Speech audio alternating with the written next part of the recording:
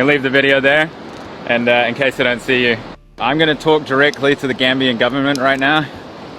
You have a big problem, I would say, something to address. It's not a good look when tourists arrive in your country, and when they see a police officer, they feel unsafe. I was taken into back rooms and intimidated.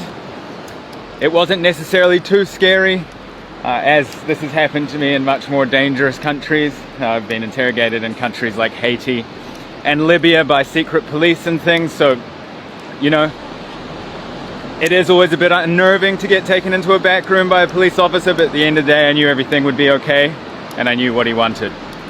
But if a tourist comes here who hasn't traveled to countries and been taken into back rooms by a police, which is the more common eventuality, then what kind of a message are you sending about your tourism? Because I've seen online you talking about tourism and you want to attract a higher caliber of tourists because you have publicly stated that sex tourism is a problem in this country.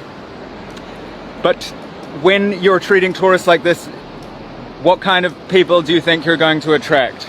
You know, do you think that people that get stopped by police officers and when they see a police officer they feel unsafe, and when they deal with locals and locals give you tips about the police?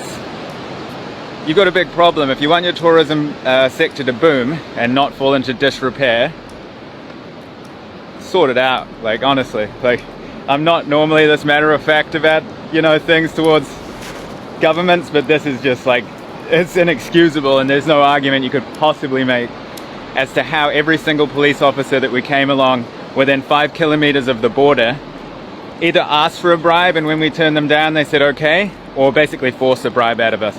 Send this video to the Gambian government or post it somewhere so they can see it, and let's try and cut back on this. At least pay the police officers or something, because if they're that desperate for money, you know, easy for me, a foreigner, to come in here and speak on it.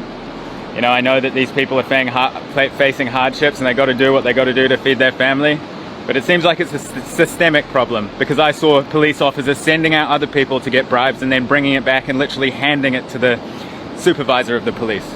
So this is a systemic, rigged, bribing empire. I'm gonna leave the video there, and in case I don't see you, I'm